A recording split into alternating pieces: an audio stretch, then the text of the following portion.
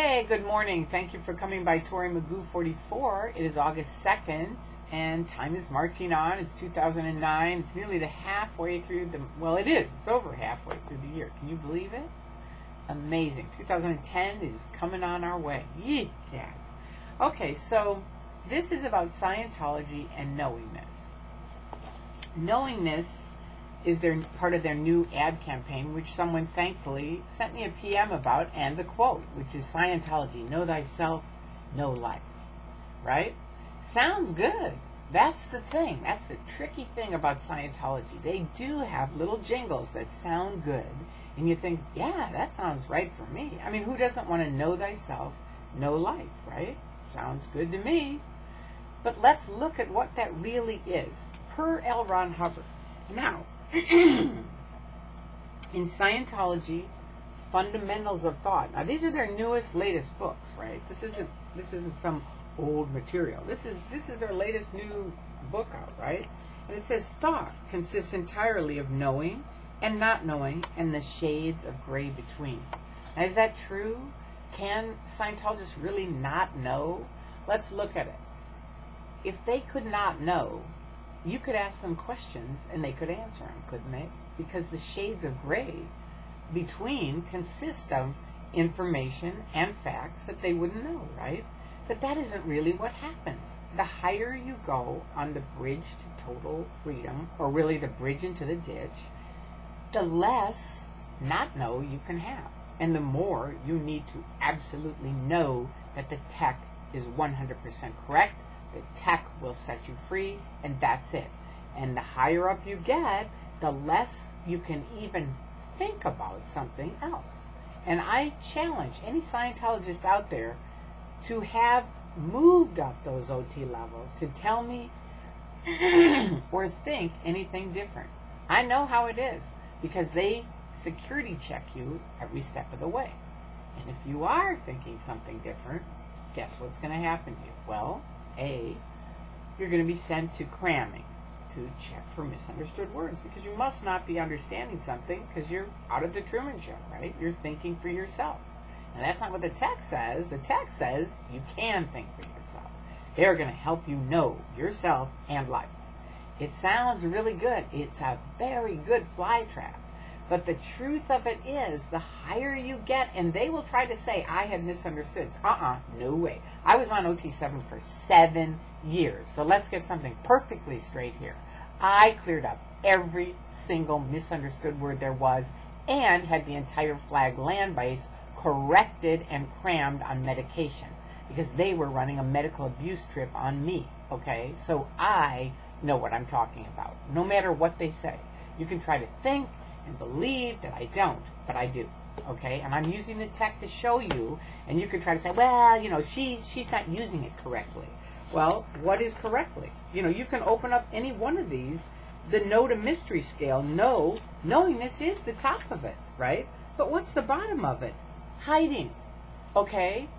Think about when you go out picketing, when they've got the blankets on the windows of the orgs for the people inside. Hello, you don't see that as a little bit of an outpoint that they have blankets on the windows of the organization or church you're in? What church do you know of that puts blankets on their windows because someone thinks differently that's outside? That isn't know yourself, know life. That's know this program and don't think about another thing or else, right? Here's the scale of stuckness that L. Ron Hubbard wrote in August of 1956, all right? I'm going to show it to you. Now look at his book. What's he promoting here? What's the biggest thing on this book? L. Ron Hubbard. And there, below it, is the Book of Basics. That's not how Hubbard wrote it. It used to be, the Book of Basics, and underneath it was L. Ron Hubbard. But now, this is the way it is. L. Ron Hubbard, get his name out there. And they're probably even happy that I'm pitching it, okay? But I'm not pitching it. I'm telling you the truth. This is what it says. Know, not know, interest, curious, doubt, suspicion.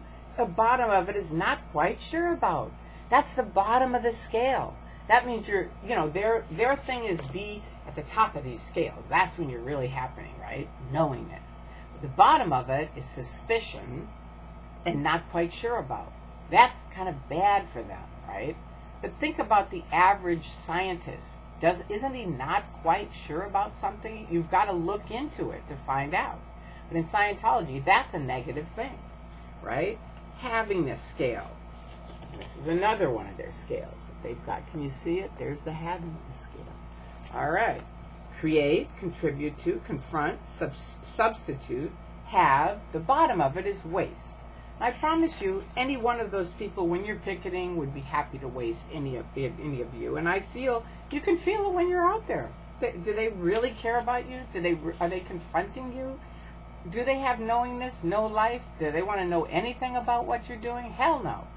It's like, get them out of here, get rid of them, right? And you can go on and on. It's like their various different scales.